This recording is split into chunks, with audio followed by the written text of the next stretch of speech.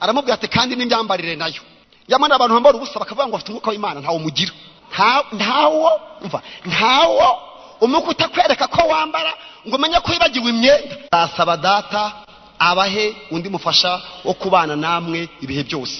Yaragiye kubasezera arabwira ati ataraho uzanyarukira, ati mukanya gato nzagaruka, tabisi ntibazambona mwe muzambona, batugiye kujya kwande ko tutahazi. Arabwira ati ntago nzabasiga nk'imfubyi. None se kugiye kugenda ni gihe kizagusimbura. Ndashaka gutangariza abantu wese muri hano ko ubu ngubu tuvugana aka kanya umwuka w'Imana ari mu itorero mu kimbo cya Kristo. Kandi ikintu ashinzwe ni ikintu kimwe cyonyine, si ibintu byinshi. Ni ukurambagiza umugeni, ni ukubana nawe no kumugeza kwa data. Ubu rero akazi umwuka birafite naho kuba mu itorero kandi no kubana natwe ibihe byose. Wakwibaza ese mu isoro rya kera ntago umwuka wera yabagamo? Yarahari, ariko yabaga gute? Umwuka wera yabanaga n'abantu gute? Muri Ancien Testament babanaga gute? Umwuka wera yabagaho, ujye ubibona ko yajyagaza akaza ku bantu bose. Ntaze ku bantu bose, akaza ku bantu bamwe na bamwe, ariko akaza afite icyaje gukora akigendera. Ugasanga na Sawuli wa undi mwizi w'umugome umwuka yamujeho arahanura ngo burinda bucya, ugasanga yarageze ahantu hari umwuka aramufata arahanura asubirayo aragenda. Umwuka yabagaho rero akaza ku muntu umwe afite ikintu kimuzanye, cyarangira akikomereza. Bibiri kavuga ngo agahandwaho n'umwuka. Ariko muri iyi minsi turimo isezerano dufite nirivuga ngo nanjye nzasaba data abaho undi mufasha wo kubana namwe ibihe byose. Dufite ikibazo cy'imyumvire n'imitekerereze yo gutekereza ko turabarokore bo ku cyumweru bo muri repetition ko umwuka w'Imana atajyana natwe mu kazi. Ubu mukaba twicaye hano harimo na gahunda kuzakora ibyaha ku munsi w'ejo. Kavuga uti bikitano rirangire kabureba kuri WhatsApp utayiko ejo hari gahunda y'icyaha nzajya gukora, kuko umwuka kubaho ni umwuka utagutindaho, utakubamo, ukujyaho gaterana watukajya kubeshya kajya kwiba. Usanga umuntu yaje mu iteraniro araseka arishimye, yagira mu rugo akaza kurakara atashye. Ntago byemewe. Uwo mwuka umeze gutyo turawanze. Turaza gusenga Imana guhumuka umunezero dufite uzawujyane mu kazi, ugumane mu rugo, kuko ni umwuka uzabana natwe ibihe bingahe byose. Uyu mwuka wo mu gihe cya kera yajagaza ku bintu, umwuka akaza ku bintu, ibintu materiel, ibintu bifatika. Yaje kwa Gideon, marabyibuka Gideon yaragiye kurwanya urugamba n'abamediyani, hanyuma umwuka aramubwira ati wowe uzafata ibibindi, byari ibindi byo mu isoko, ibibindi n'ibyatsi, ati mwuka azabizaho ibibindi. Umwuka akajya mu kibindi, wakimena gakora akazi kacu kikaba mine cyangwa bombe. Gideon agataha n'ikibindi kimenya ibyo kigomba kumena, naho umwuka ari mu kibindi. Uwo mwuka turawanze rero. Umwuka umeze gutyo w'ikibindi ugasubira uko waje turabyanze. Umwuka utuma wahaguruka ukarambura ibiganza ukajya kwibuvuye hano, tawo dushaka. Ni umwuka ugendana nawe mu buzima bwa buri munsi. Umugabo witwa Samusoni, umwuka we wabaga mu musatsi, niho wari urunze. Kandi n'abantu babaga baza ahantu uwo mwuka uba. Maraya arahawura amubaza ati imbaraga zawe zibahe? Zabaga ziri inyuma aho yabasha kuzimwaka. Ariko dufite umwuka uri muri twebwe imbere. Uwiteka Imana yawe ni intwari kandi irakiza, iri muri wowe imbere. Ntago ari umwuka umuntu yagutwara, ntago ari umwuka uri ku bintu, ni umwuka uri mu muntu, ni umwuka uri muri twe. Umuremyi yavuze ngo nukuri yatugezemo asigaye abana natwe. Samusoni baramwogosha rero, bamwogosha ubuye n'imbaraga ziragiye, akabakabye yumva umusatsi wagiye, naho imbaraga yagiraga zari mu musatsi. Bamutobora amaso ajya kurya sya ingano z'Abafilisitiya. Age ikintu cyantangaje rero nuko haje kumera kandi gasatsi, harakaje kumera karaza, kaje aravuga ati akakandu kakora ikintu. Imana igira ibintu hongera kumeza, nyamara agasatsi bukamera muri amateraniro. Hari ikintu bucyemera muri kino giterane tugahirika. Samusoni aravuga ngo nubwo ni mu bubata bw'Abafilisitiya nirigwa nsingano barantoboye amaso, icyama Imana akakamera. Ati cyamba akakamera gusa, kajya koraho kumva kaje. Avuga ati yabakari gakuze vuba. Bucyajya muri stade rero bamuhamagara ati ejo n'umunsi mukuru wo kubereka intwari Samusoni twakuyeho umusatsi. Mwibaza ikibazo gikurikira, ko nduza agasatsi gake kakoze bya bindi, wa wundi mwinshi wakuraga iki? akakandi gake kari kameze kafashe stade kayicuguja hasi. Umwuka yabaga mu musatsi. Mbibutse bene data, kugira ngo Imana igumane nawe nuko hari byitonderwa, hari ibintu ugomba kwitondera. Utabyitondeye imbaraga zikurimo zirashira, kandi ibyo bintu akenshi biba byoroshye ubona ari ibintu byoroshye kuma ntacyo bikumariye, wabisuzugura wamara kubikuraho ugasanga wasigaye ufite intege nkeya. Njya nibuka umubyeyi witwa Elizabeth. Imana ifite ikibazo cy'ububyutse, Abisirayeli bari baraguye bamaze imyaka 400 badarutse kumva ijwi ry'Imana. Imana itegura umuntu, iravuga ati nakura he umuntu uzaza gusanganya imitima y'ababyeyi n'abana. Itegura Yohana, wa wundi twita Yohana Mubatiza. Ibwira nyina rero utuntu tworoshye cyane. Aramubwira ati rero ni discipline kugira ngo umwuka wanjye azagume ku muhungu wawe. Discipline ikunaniye umwuka azagenda. Ati nuwuye turahera mu nda, ugiye gusama inda, n'izina bararimuha ry'umwana. Baramubwira ati aje gusanganya imitima y'ababyeyi n'abana, aje guhuza amasezerano yombi, aje gutegura inzira za Kristo. Ariko umva icyitonderwa, tuzanywa inzoga. Abantu bumwe inzoga hano ntago magumana umwuka wera. Reka ntago umwuka w'Imana yabana nawe. Cyakora ajya kuza ukitanga, ugatanga ituro, ugatanga isima, kigendera, ugasigarana inzoga, waba utanywa inzoga akagaruka, ariko ntago mwagumana. Never, bishoboka. Yaramubwiye ngo ntuzanywe ikintu gisindisha.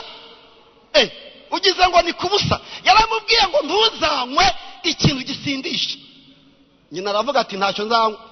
Umva nkubwire, bishoboka ko nyina yakinywaga, bishoboka ko mukecuru Elizabeth yajyaga asomaho. Ntago Imana hari agomba kuba yarafite agacupa mu rugo. Amubwira ati sinzigere na rimwe numva hari akacupa kabi wawe usugunye, sinshaka amacupa hano.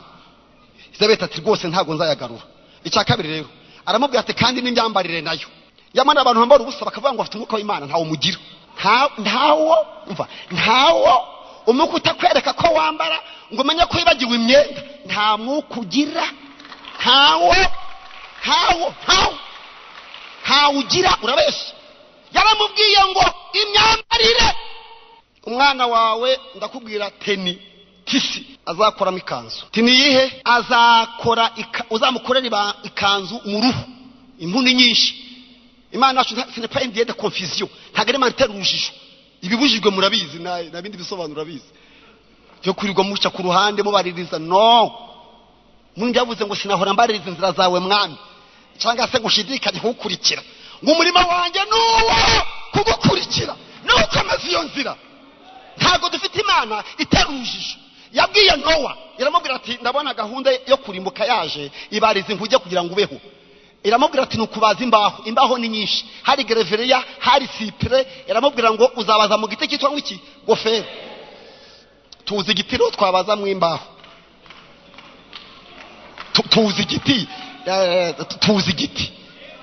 tuzi igiti babaza. Nka Imana izi biti nyine ikamenya n'igiti. Amubwira ati nta kubaza mu biti byose. Bishobora kuba yahuye n'abajyanama, kamubwira ati ariko urinda ujya ushaka n'ibiti kurimo Kigali ngo bya goferu, hano hari sipuri, hano uri gereveriya. Aravuga ngo Uwiteka niwe wabivuze yuko abagizi bana bibose abujuje isi bazamarwa n'amazi ayo mazaza. Umurokore yagombye kuba afite message azi ubutumwa uzi igiti n'ibiti, ku buryo umuntu nakubaza impamvu z'ibyiringiro byawe. Petero aravuze ati muhore mwiteguye iteka gusubiza umuntu wese impamvu z'ibyiringiro. Umuririmbyi aravuga ngo mfite ibyiringiro bifite ubugingo, mfite umugabane mu ijuru. Nowa yarazi igiti, azi no gusobanura uwabivuze. Uwiteka niwe wabivuze. Arabaza rero, ikintu cyantangaje, inkugi imaze kuzura yabwiye abantu ati ariko ntimwahunga ko hagiye kuba ibintu bibi. Ibyaha bibaye byinshi, Imana iri rwara abakiranutse. Nimuzabona ibyaha byagwiriye, hari abantu Imana iri kubirwara ikababwira ngo muve hagati y'ababandi mwitandukanye. Niko Uwiteka avuga. Nanjye nzagendera muri mwe, nture muri mwe mvuganire namwe muzaba ubwoko bwanjye namwe muzahinduka abahungu n'abakobwa banjye. Y'ibyaha byabaye byinshi Imana ishaka umuntu iryakara. Imana n'umucamanza utabera ntizarimburana abanyabyaha n'abakiranutsi. Umukiranutsi umwe arahenda abanyabyaha benshi. Niyo byakwemerwa n'abantu bose isi yose ikemera icyaha ikacyemera harimo umukiranutsi, Imana igafata umwanzuro wo kurimbura isi. Ibanza kureba ko nta muntu n'umurimo nibura ukanyakanya kavuga ati ngiye Sodomu ni Gomora ariko nta muntu waba nibura. Imana ikinyuza kwa Aburahamu ikareba ko nta, aramubwira ati sinapfa ku Gisodomu ntabajije inshuti yanjye ndi kumanuka ngi Sodomu kurimbura. Yo ati hari amakuru, ubu mushumba waro yabyumvise mvuze amakuru abyumva cyane ngo hari amakuru, ngo hari amakuru ngo amakuru ngo ari kuzamuka njya mu ijuru, ngo yuko ngo byamaze kuzamuka tinanze kuyashingiraho ndamanutse niyo ngiye. Bati se urakora iki? Ati ni kurimbura. Ati se hari nk'umuntu umwe? Ati ntago navanga abakiranutsi n'abanyabyaha. Umukiranutsi arabara ku Mana, nta umukiranutsi arabara. Isodomu harahiye hazira ibyaha byazamutse. Uzirinde ko muri kino gihe ibyaha byazamutse ujya ku rutonde rw'abanyabyaha, ujya ku rutonde rw'abasambanyi, kubera ko abantu bari gusambana, bari kwiba, bari kubesha. Uzirinde ko nawe uboneka kuri iyo liste. Uzirinde kubera ko ntibizabuza Imana guhana abanyabyaha. Ndashaka kwabwira iki rero? Ndashaka kwabwira ko ibintu by'Imana mugomba kubibamo mu itambere nibyo. Ibintu turimo ngewe nzi ko ari byo kandi n'ukuri kandi biranakora. Ibintu turimo nibyo, ibintu byacu ni byacu. Ibi bintu wabiduhaye twamumenye turamuzi. Ibi bintu birakora. Ibintu turimo nibyo ni byacu. Nta nuturusha kubimenya ni byacu turabizi. Ariko Imana ibwira Elizabeth ngo uzamwambike umwambaro uboshe mwitisi y'uruhu rw'iki rw'ingamiya. Hari uruhu rw'inka n'urw'indogobi. Ce n'est pas une de confusion. Si Imana y'urujijo. Imana yaguhamagaye ntago ari Imana y'amayobera amatagatifu. No nta mayobera amatagatifu. Ibyacu birasobanutse. Akora ndimo mbabwira kugira ngo Imana igumane nawe. Umwuka w'Imana abane n'itorero nuko rishyira mu bikorwa icyo Imana yavuze. Iyo ukoze ibindi bintu Imana itavuze ikivamo kiba kibi. Elizabeth aboha umwenda mu ruhu rw'ingamiya. Atazarya iki? Ubwo ninda tugeze kunda rero. Umutazi gutegeka inda ye ntabwo yazajya mu ijuru. Inda utazi kuyitegeka, umuntu yavuze ngo ibyo kurya n'iby'inda n'inda n'ibyo kurya ngo byombi bizajyana. Umuntu utazi gutegeka inda ye yaramubwiye ngo azajya arya ubuki ariko bw'iki? Bw'ubuhura, hariho n'ubw'inzuki. Y'Imana tubwira ibintu bisa nk'ibipfu bw'ibibwirizwa, niko Paulo yavuze, idukirisha ibintu bisa nkaho biri ari bitoya. Ariko umurokore ntapfa kurya. Kareka turatoranya, dufite amasezerano nayo ku maguru, hasi ku birenge dufite amasezerano ku maguru, amaguru gusa, amaguru yayo hasi ayangaya. Hari amasezerano ngo mbega uburyo ari byiza kubona ibirenge gusa by'ibirenge ku musozi. Yabazanye inkuru nziza. Ibirenge by'ababembe se Samariya ntibyazanye ibiryo mu mujyi. Dufite amasezerano no ku maguru. Dufite amasezerano y'abatambyi, yarababwiye ati ibirenge byanyu amazi niyumva ibirenge by'abahetse isanduku y'isezerano biratanga inzira. Niyo mpamvu Zaburi ya mbere yavuze ngo hirwa umudakurikiza iki? Imigambi y'ababi. Ntidupfa kwicara aho tubonye. Kareka ntiyicarane n'abakobanyi. Ujya wicarahe? Ntiyicarane n'abako. Hahirwa umuntu udakurikiza imigambi y'ababi. Imigambi utagendera mu nzira mu mitekerereze y'abanyabyaha. Ntiyicarane n'abakobanyi. Ndahagarare rero. Umva dufite amasezerano y'aho twicarira nayo duhagarara. Noneho bakavuga ngo uwo nguwo azahwana n'igiki cyatewe hafi y'imigezi. Ngo ntikizita ku mwaka wacanye mwiki mwamapfa. Kizera imbuto igihe cyose. Niyo ntabwo bizuma. Amasezerano ku ntoki rero ngo icyo azakora cyose. Icyo azakora cyose kizamubera cyiza.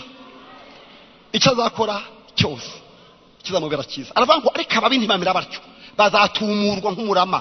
Ndashaka kubabwira ko rero umwuka w'Imana kugira ngo agumane natwe nuko twumva icyo Imana ivugana n'itorero, kuko umwuka niwo hawe ikiraka cyo kuba mu itorero ngo abane naryo aribwira ibyenda kubaho. Mbibutse mwese ko muri hano nta n'umuzi Yesu, nta n'umwe wigeze abona Yesu, nta foto yiba ku isi, na wundi wo muri filime mwabonye ntago ari Yesu.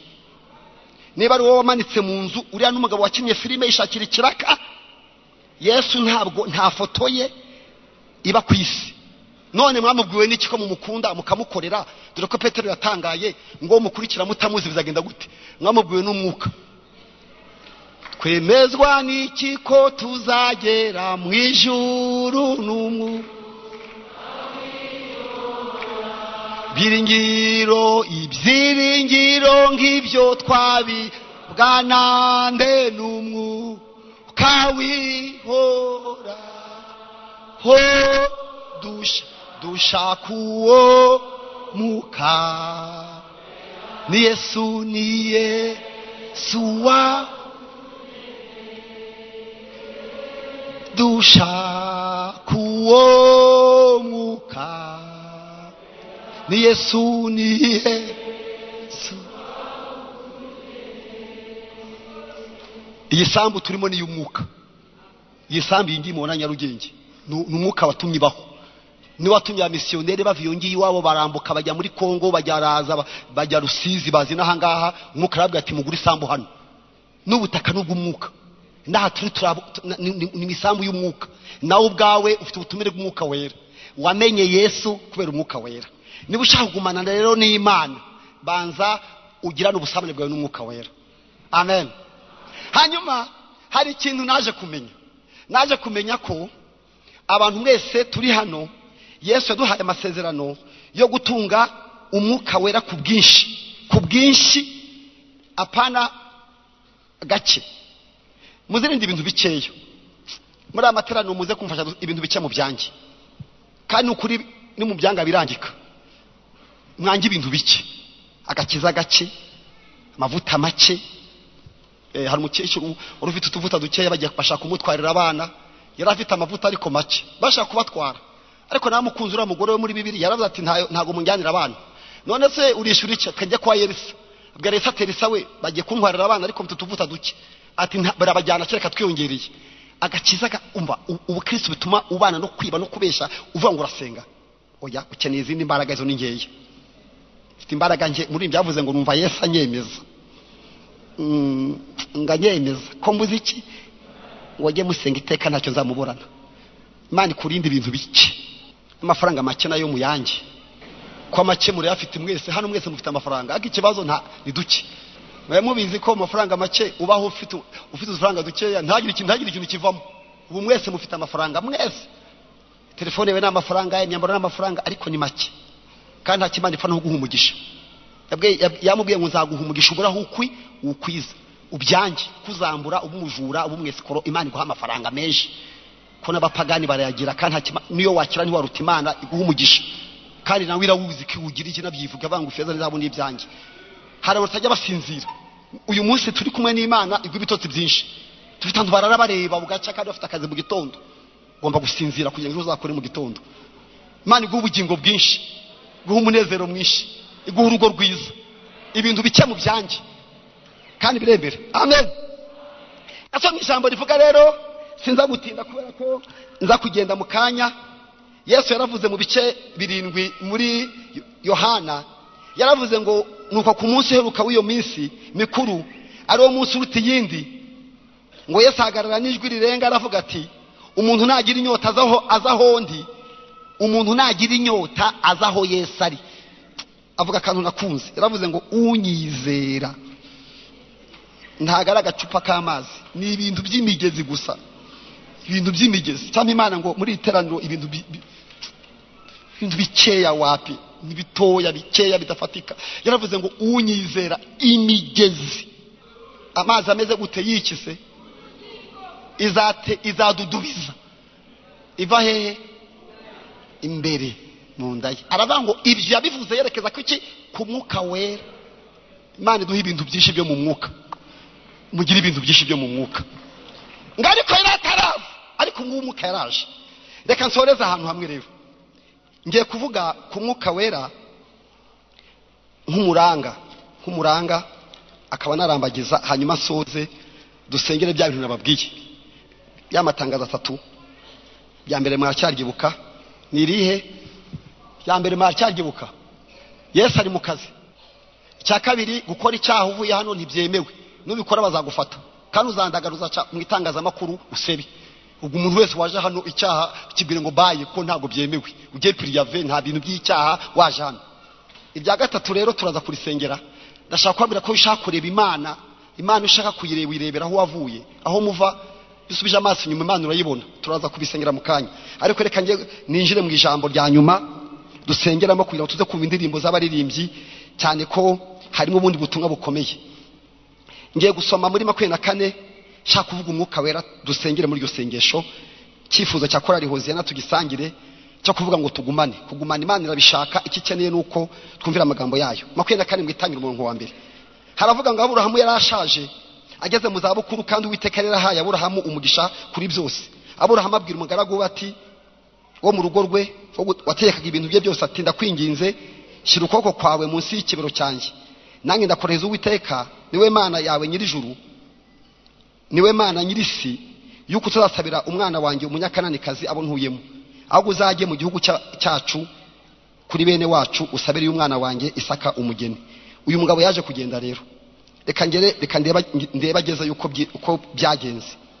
Murongo wa 50 Labani wa Betuweli baramusubiza bati ibyo biturutse ku Uwiteka, nta kintu tubasha kukubwira ari kiza cyangwa kibi. Dore Rebeka ari imbere yawe, mujyana be mukamwene shobuja nk'uko Uwiteka yavuze. Umugaragu wa Aburahamu yumvise ayo magambo yekubita hasi aramya Uwiteka.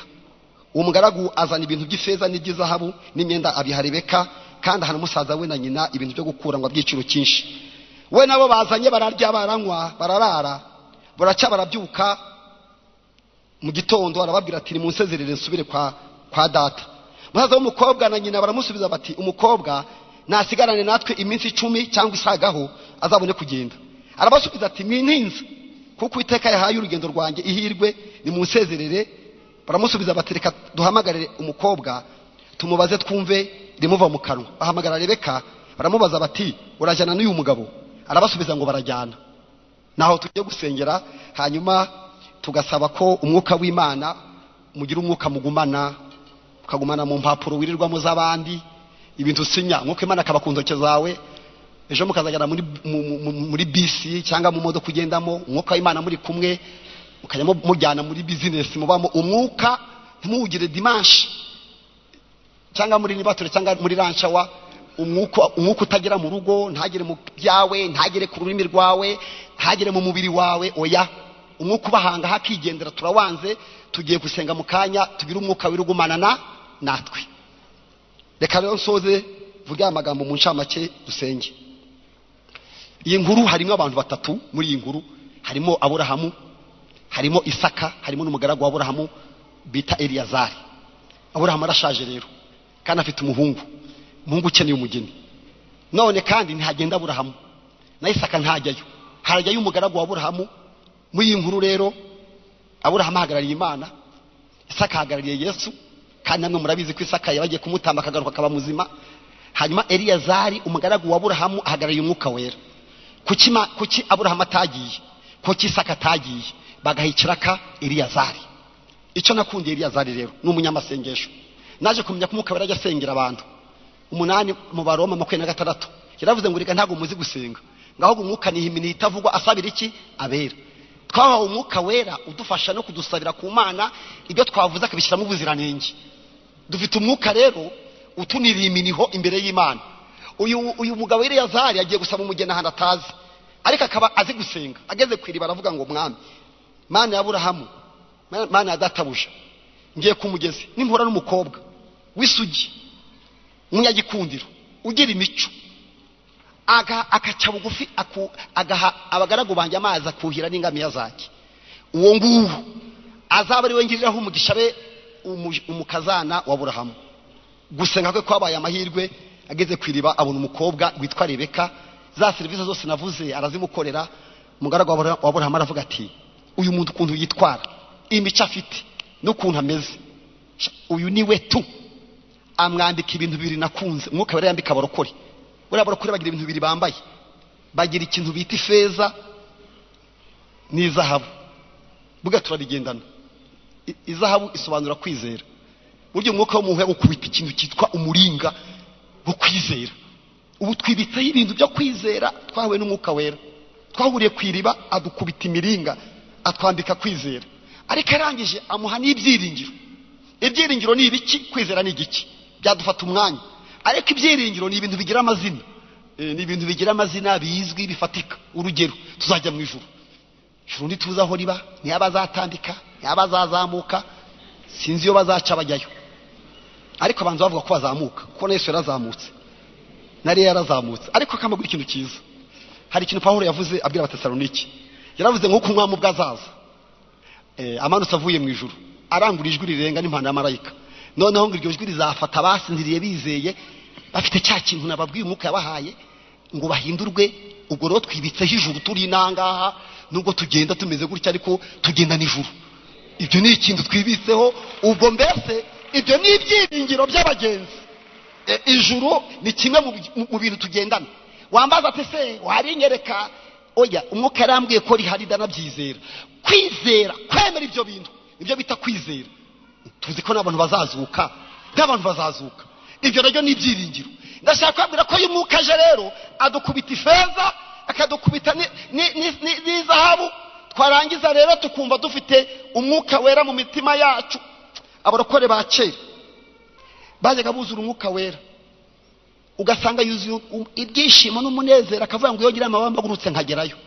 Uyu mukobwa Rebeka amaze kwambara ibyo bintu bibiri, amaze kwambara ifeza, amaze kwambara n'izahabu, yagiye aguruka abageze kwa nyina. Ati ko watinze? Arabwira ati ntimuzi ibyambayeho. Nahuye n'umugabo ku mugezi. Muzi umurokore wakijijwe ukuntu yabaga ameze, umurokore wahuye na Yesu. Aravuga ngo hari ibintu mfite. Tinibica mfite ibyiringiro bifite ubugingo, bifite umugabane mu ijuru. Ubikuye? Nahuye n'umugabo ku iriba kutamuzanye. Ati nije kubasaba uburenganzira. Bajya kumuzana rero Eliyazari. Ahageze rero aravuga ati ngenje gushaka umugeni, ndimo nshakisha aho namukura. Ariko baramubwira bati tuza, umugeni arahari, nibaguha ibiryo urye uryame uzataha ejo. Nakuze ukuntu Eliyazari yavuze.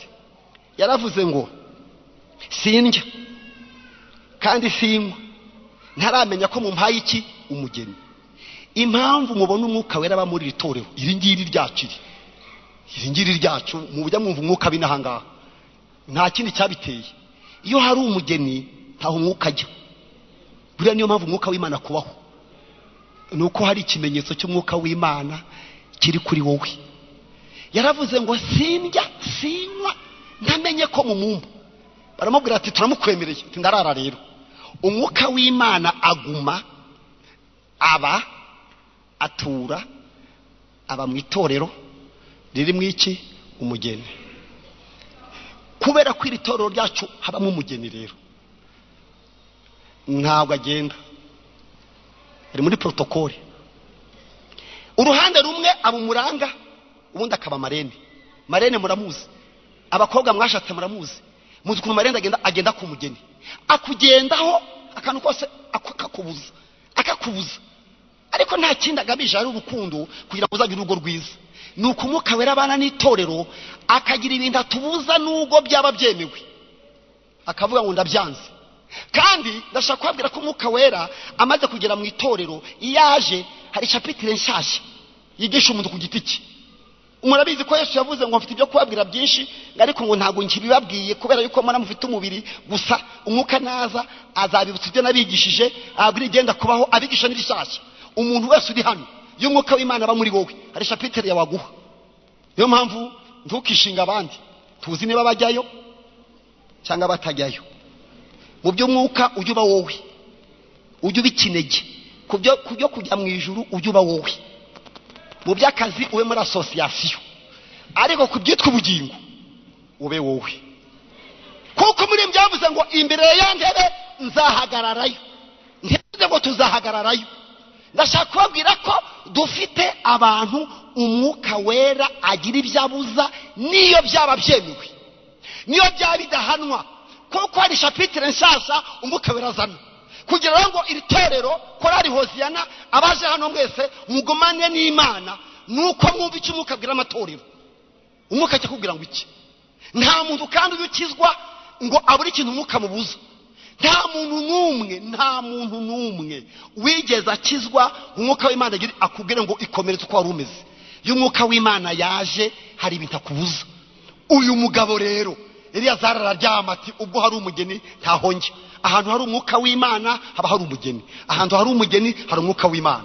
Bukeye mu gitondo akagiye kugenda ati ndagiye. Batise ko wihuse, uragenda wenyine cyangwa uramujyana? Yaravuze ati ndamujyana. Kafite ba nyirasenge, kafite abo bavukana, ntabwo wemera ko basezera. Aravuga ngo mume kuntiza, Uwiteka mpaye umugisha mureke ngende. Bahamagara umukobwa bati noneho reka twumve umukobwa mwahuriye ku mugezi nimugoroba niba yemera ko mujyana. Harya yaremeye yavuze ngo turajyana. Iyo umwuka yaje ngo nyoko ngo manarakijijwe ngo ariko ngo papa oya ntabwo ahuye n'umwuka. Ngo ni hagati y'abantu badakijijwe oya nta mwuka ugira ntawo. Ngo masenge ngo yandeba nabi ntawo ugira. Kuko uyu mukobwa baramubwiye bati abo mwiganye Huye, abo mwiganye Musanze, abana mwabanye, iyo umuntu akijijwe ibyo kuvuga ngo afite igikundi urakizwa ukumva ni wowe uhamagawe, ukumva ni wowe Imana ivuganye nawe, ukumva Imana irakubwiye ngo ngwino mube mu gikundi, mube mwishyira hamwe, ube wowe ku by'ubugingo, ube wowe. Ibyo kuvuga ngo muri Hosiyana birakureba, kizwa. Uri umudiyakoni birakureba, kizwa. Sinzi ahantu uba naho bagizwa. Icyo nakunze mu ijuru nuko batazakira abantu mu byicaro, bagenda bahamagara ngo abantu ngo babicaze bakurikije uko inahanga mujya mutwicaza. Icyo ngikundira Yesu. Protokole yo mu ijuru ndayemera kuko baravuze ngo nabonye ibyicaro bibiri gusa, icyicaro cy'ihene n'icy'intama.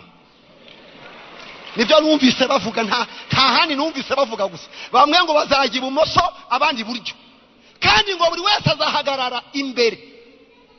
Uzajyana nandi? Uzajyana n'umugore wawe, uzajyana n'abana bawe, ninde muzafatikanya? Uhereye kano kanyushye muri amateraniro iga gukizwa wenyine, ukizwa batakureba, ukizwa nijoro, ukizwa kuri telefone yawe, ukizwa kuri computer, ukizwa mu mafaranga y'abandi no mushingano ufite. Ube wowe ukizwe kuko uzahagarara wenyine, ntawe muzagufasha kuburana. Abantu mwese mwaje muri benshi, ariko imbere ya ntebe uzahagarara wenyine. Umukobwa ati ndagenda, bati nyokoti biramureba, mama biramureba, basaza bawe ati nakazi kawe. Njye nahuye n'umwuka, uzi ko yaragiye. Nukuri abantu bazajya mu ijuru n'ubu bamaze iminsi bagenda. Muri byavuze ngo abagezeho baragwiriye, ngo abandi bari mu nzira. Nushaka ko tujyanayo wihane. Icyantangaje cy'umukobwa rero ariko kumwe na Eliyazari baragendanye urugendo rwose bajya gushaka Isaka ntago bamuzi.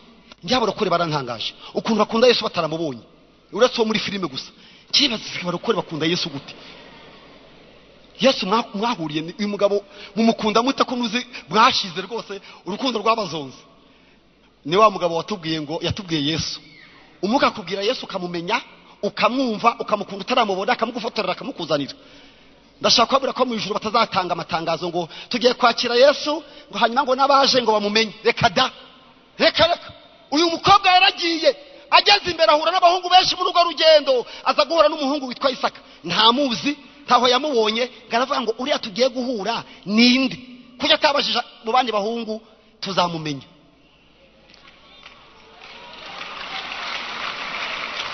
Ndashaka ko dusenga. Nzamumenya, nzaba mpagaze impereye nyujwe. Nzamumenya, mbonye inkovu zo mu biganza bye. Haleluya. Uwo munsi hazazurwa bapfiriye muri, bave mu bitu nk'umucunguzi,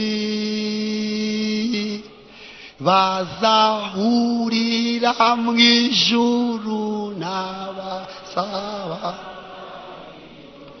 Nzaba mpari nanjye sinza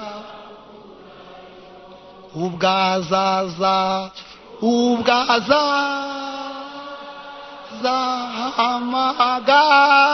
zahamagara amazi n'ayabe bose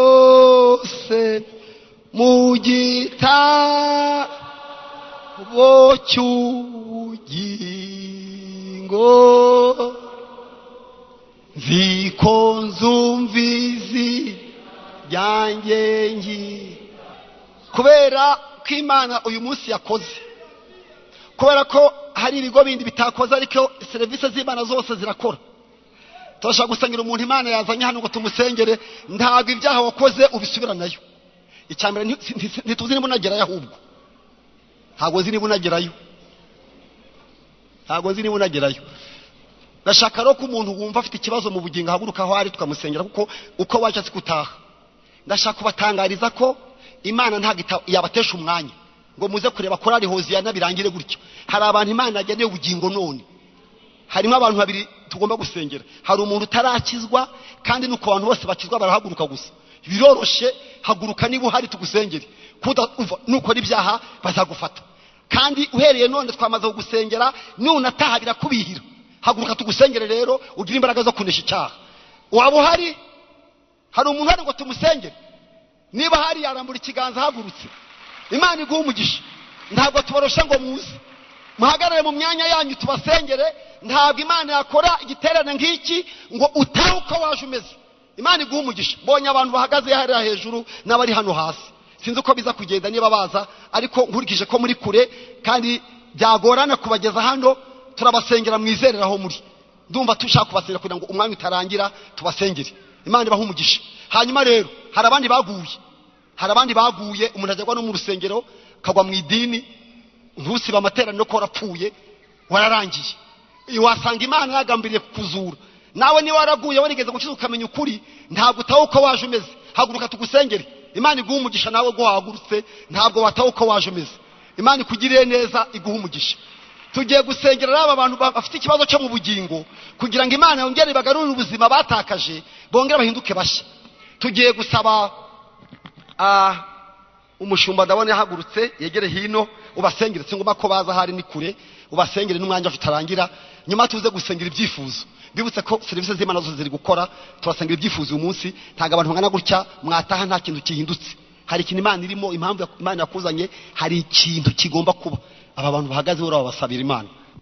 Mwami Yesu Kristo, tugushimiye ko ugendereye iyi mitima ukayemeza, kandi umwuka wera niwe wemeza abantu iby'ibyaha, kandi ni nawe batsinda, ni nawe bakura mu byaha. Niyo mpamvu uyu mwanya tubarambuyeho ibiganza, turabingingiye mu izina rya Kristo Yesu, kubw'amaraso ya Yesu Kristo, ngo uyu mwanya abeze, abatunganye, ababoneze, abakure mu bibi, kandi uhereye none batsindishirizwe na Kristo.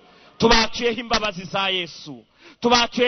za Yesu, turabasengeye ngo amaraso ya Yesu abeze rwose, abatunganye, kandi tubasengera uyu mwanya niba hari umuvumo waje mu buzima bwabo uzanywe n'ibyaha, kubw'amaraso ya Yesu uyu mwanya bakire umugisha, kubw'amaraso ya Yesu uyu mwanya bahabwe kubaho. Yesu wakoze kubabariye, wakoze kubakijije, wakoze kuremye ibishya mu buzima bwabo, wakoze ko amaso yabo agiye kujya kubona, amatwi yabo akakumva, ibirenge byabo bikajya ushaka, intoke zabo zigakora gushaka kwawe mu izina rya Yesu Kristo. Wakoze ko uhereye none babaye icyaremwe gishya. Turabasengeye ngo bagendere muri wowe, turabasengeye ngo bakorere muri wowe, turabasengeye ngo babane nawe. Yesu tugukomeye amashyi, turagushimiye kubw'ibyo ukoze mu buzima bwabo, kandi kuhereye none ubahaye imbaraga zo gutsinda ibyaha no kujyana nawe, kugira ngo bazabe iteka ryose mu bugingo bw'iteka. Yesu ushimwe kubikoze, ni mu izina rya Yesu tubisabye wakoze. Amen, amen, amen.